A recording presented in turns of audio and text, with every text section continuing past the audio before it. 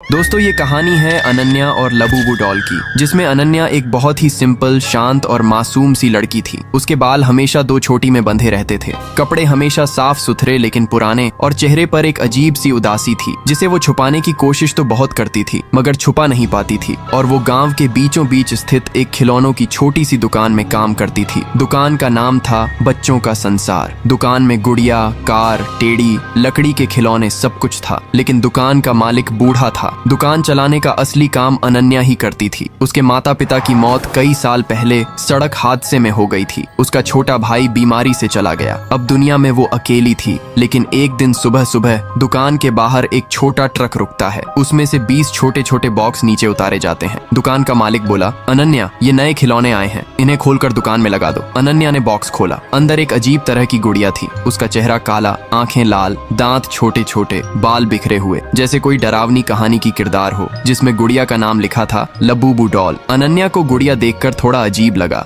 ये कौन ऐसे खिलौने बनाता है? बच्चे तो डर जाएंगे, उसने बुदबुदाते हुए कहा। लेकिन हर बॉक्स में वही डॉल थी, एक जैसी दिखने वाली 20 लबूबू डॉल्स। इतनी डरावनी गुड़िया दुकान में पहली बार आई थी। गुड़ियों को डिस्प्ले में लगाते समय अनन्या ने देखा कि एक गुड़िया की आंखें उसकी तरफ घूम कर देख रही थी। उसने झट से पीछे देखा, पर गुड़िया बिल्कुल उसी पोजीशन में बैठी थी। उसने सोचा कि ये शायद मेरा वहम होगा। फिर उसने बाकी डॉल्स भी सेट कर दी और दुकान खोल दी। दिन भर में अजीब अजीब चीजें हुई। दुकान में भीड़ आ गई, जबकि सामान्य दिनों में इतनी भीड़ नहीं होती थी। हर आने वाला ग्राहक वही एक डॉल पूछ रहा था, लबूबू डॉल है क्या? हमारी बेटी को यही चाहिए, हमारे बेटे ने टीवी पर देखा है। अनन्या हैरान थी, क्योंकि इस खिलौने का न कोई ऐड आया था, न गांव में कोई इसे जानता था। फिर भी हर ग्राहक सिर्फ लबूबू डॉल लेने आया था। सिर्फ कुछ ही घंटों में 20 में से 19 डॉल्स बिक गई। सिर्फ एक आखिरी डॉल बची थी, जो अनन्या के सामने काउंटर पर रखी थी। दुकान बंद करने का समय हो गया था। दुकान मालिक ने कहा कि आज की सेल बहुत अच्छी हुई है, आखिरी वाली डॉल तुम ही रख लो। अनन्या ने डरते डरते पूछा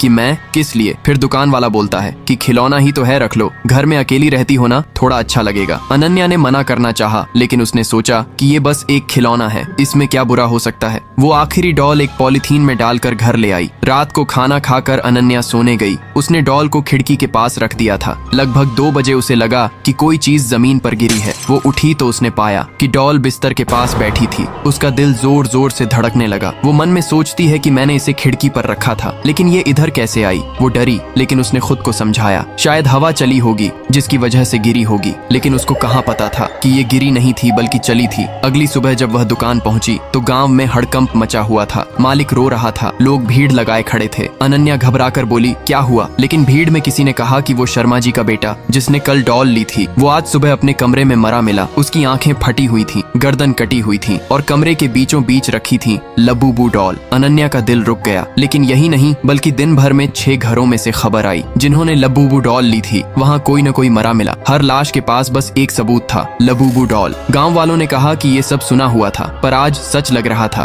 कि लबूबू डॉल एक शापित गुड़िया है। अनन्या रात को घर आई। उसका पूरा शरीर कांप रहा था। उसने अपनी डॉल को देखा। डॉल अभी भी वहीं पड़ी थी, लेकिन इस बार उसके चेहरे पर एक हल्की सी मुस्कान थी। लाल आंखें पहले से ज्यादा चमक रही थीं। रात को उसे फिर आवाजें आईं, अनन्या, मुझे मत छोड़ना। कमरा ठंडा हो गया। दरवाजा खुद ब खुद बंद हो गया। अनन्या ने डॉल को उठाकर बाहर फेंकना चाहा, पर उसका हाथ जैसे लकवा मार गया हो। उसे लगा कोई उसकी गर्दन दबा रहा है। अचानक डॉल की आवाज आई, तू भी मरेगी बाकियों की तरह, जल्द ही।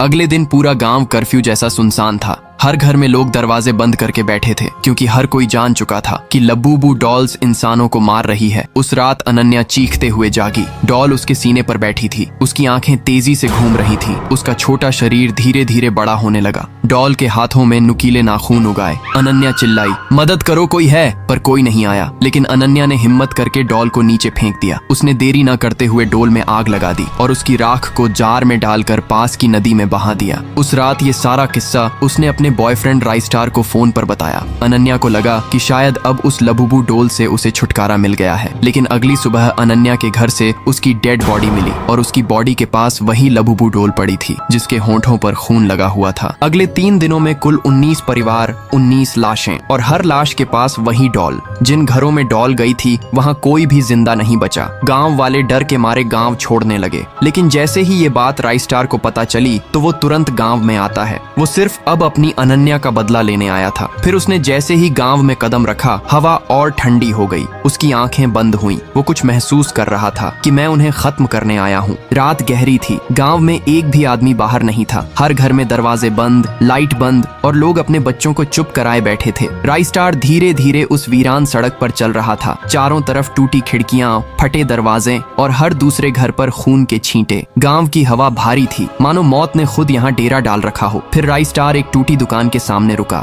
दरवाजा हिल रहा था। अंदर ठंडी हवा बह रही थी। ये वही दुकान थी जहाँ अनन्या काम करती थी। राइस्टार अंदर गया। फर्श पर खून सूख चुका था। डिस्प्ले शेल्फ टूटी हुई थी और डॉल्स के खाली बॉक्स इधर उधर फैले थे। अचानक एक ठंडी आवाज गूंजी, यहाँ मेरी मौत हुई थी।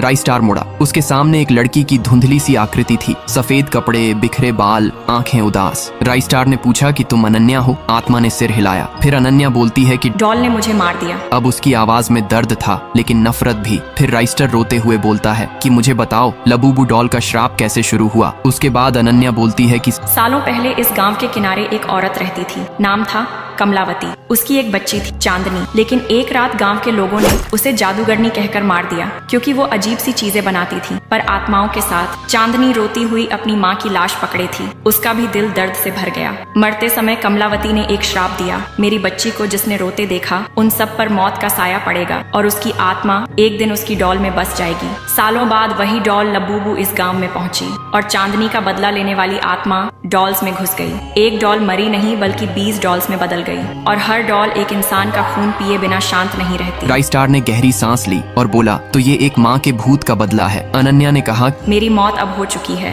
पर बाकी लोगों को बचाओ। डॉल्स आज रात बाहर निकलेगी। ये कहकर अनन्या गायब हो गई। फिर जैसे ही राइस्टार दुकान से बाहर निकला तो छोटे छोटे कदमों की आवाज सुनाई दी। एक डॉल अंधेरे से बाहर आई, लाल आंखें चमकती हुई, चेहरा विकृत, हाथ में नुकीला कांच का टुकड़ा। उसने बच्चों की तरह कर्कश आवाज में कहा, तू कौन है? क्यों आया है? राइस्टार बोला कि मैं तुम्हें मुक्त करने आया हूँ। डॉल चिल्लाई कि हमें मुक्ति नहीं चाहिए, हमें खून चाहिए। और वो बिजली की रफ्तार से उसकी तरफ कूदी। राइस्टार ने तेजी से नीला गोला बना लिया। डॉल उससे टकराई और धुएं में बदलकर पीछे जा गिरी, लेकिन कुछ सेकंड बाद फिर उठ गई। इस बार उसके साथ कोई और आवाज भी आई, हम सब यहाँ हैं। सारी डॉल्स बाहर आ गईं। 20 में से लगभग 17 डॉल्स अचानक चारों दिशाओं से निकली। कुछ छत पर, कुछ पेड़ों पर, कुछ सड़क पर, कुछ दीवारों पर चढ़ती हुई। उन सबकी आंखें एक साथ चमक रही थीं। पूरा गांव लाल रोशनी से भर गया। डॉल्स चीखने लगीं, आना, हमें मारना चाहता है ना? हम तुझे भी मार देंगे। वे राइस्टार के चारों तरफ गोल घेरा बनाकर घूमने लगीं। उनकी चाल इंसानों जैसी नहीं, जैसे हड्डियां टूटती पिचकती हों। राइस्टार ने अपनी किताब खोली और एक मंत्र पढ़ा। फिर अंगारों जैसी हवा चली, लेकिन डॉल्स मंत्र के पास आते ही पीछे हटती। फिर अचानक पूरी शक्ति से हमला करती। अचानक जमीन हिलने लगी। एक बहुत मोटी, बड़ी और काली परछाई सामने आई। राइस्टार चौंक गया। ये वही थी लबूबू क्वीन, जहाँ चांदनी की असली आत्मा बसी थी। ये डॉल बाकी 19 से कहीं ज्यादा बड़ी और उसके शरीर से धुआं और खून टपक रहा था। उसकी आवाज गूंजती है, मेरे बच्चों को क्यों मारोगे? ये तो तुम्हारा घर है, अब मौत तुम्हें भी मिलेगी। राइस्टार ने हथियार ऊपर उठाया, पर उससे पहले क्वीन डॉल ने चीख मारी और बाकी सभी डॉल्स राइस्टार पर टूट पड़ी। एक डॉल उसके चेहरे पर चढ़ गई, दूसरी ने उसकी टांगें पकड़ लीं, तीसरी ने उसकी पीठ की चमड़ी उखाड़ दी। राइस्टार दर्द से चीख उठा और जमीन पर गिर पड़ा। उसकी सांसें टूट रही थीं, डॉल्स उसके ऊपर चढ़ रही थीं, लेकिन अचानक अंधेरे में एक सफेद रोशनी चमकी। अनन्या की आत्मा वापस आई। वो राइस्टार के पास खड़ी हुई और चीखी, रुको, ये इंसान तुम्हें मुक्त करने आया है। डॉल्स कुछ पल के लिए रुक गई। उनकी आंखें अनन्या पर टिक गई। क्वीन डॉल गुर्राई, ये धोखा दे रही है, ये तो खुद मारी गई थी। अनन्या चिल्लाई, मैं चाहती हूँ कोई और लड़की मेरी तरह न मरे। राइस्टार, खत्म करो इन्हें। ये कहते ही वो गायब हो गई। अनन्या की आवाज सुनकर राइस्टार खड़ा हुआ। तो अब क्या राइस्टार उन डॉल्स को मार पाएगा और अपने प्यार अनन्या का बदला ले पाएगा, या गांव वालों की तरह वो भी मारा जाएगा? तो गाइस, अगर आपको इसके आगे का पार्ट चाहिए तो इस वीडियो को 10,000 लाइक तक पहुंचाओ। और अगर आपको ये वीडियो थोड़ा सा भी अच्छा लगा हो तो वीडियो को लाइक करके चैनल को भी सब्सक्राइब कर देना, और साथ ही अपने फ्री फायर वाले दोस्तों को जरूर से शेयर कर देना। मिलते हैं इसके नेक्स्ट पार्ट के साथ, तब तक के लिए बाय बाय।